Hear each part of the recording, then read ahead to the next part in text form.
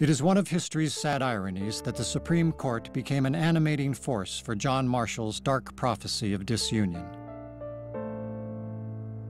The issue of slavery, which Marshall had taken pains to avoid, was the undoing of the court and the Union both.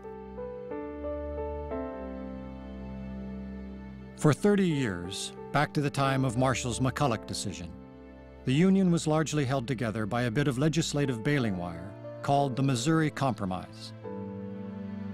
Territories below 3630 would enter the nation as slave states, territories above as free. It was federal law negotiated in the U.S. Congress.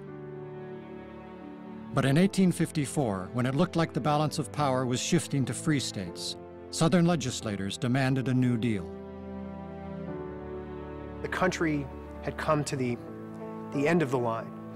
It had tried so hard in so many ways to deal with the issue of slavery. And by the mid-1850s, desperate times had called for desperate measures. And there was no other institution that they could turn to try finally to resolve this issue than the court that Marshall helped create. The politicians actually invite the court to get involved in this, to take this hot potato out of their laps. Led by Marshall's successor, Roger Taney, a usually steady and moderating Chief Justice, the Supreme Court took on DredScott versus Sanford. The case was a plea for freedom by one man, but begged the questions of slavery, states' rights, and federal power.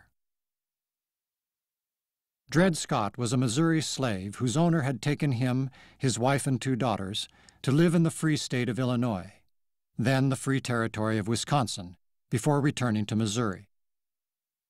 Scott and his attorneys argued that once he had lived on free soil, he was a free man. Congress, in the Missouri Compromise, had made it plain. I think Justice Taney wanted to make a pronouncement, make it known what his thoughts were about where blacks belonged in American life. And in order to do that, he goes back to the very beginning and makes the argument that blacks were never intended to be a part of the American experiment, and he wanted to be on record with that. The opinion in DredScott says the Congress of the United States has to enforce slavery. Slavery must exist in all federal territory. Free soil laws are unconstitutional. The Missouri Compromise, in effect, was unconstitutional.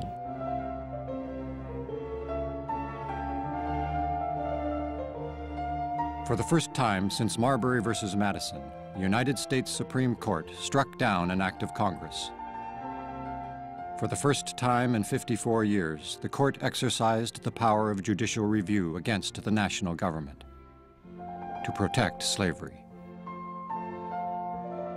It was a disaster. It was the worst opinion ever written in the history of the Supreme Court of the United States, and solved nothing.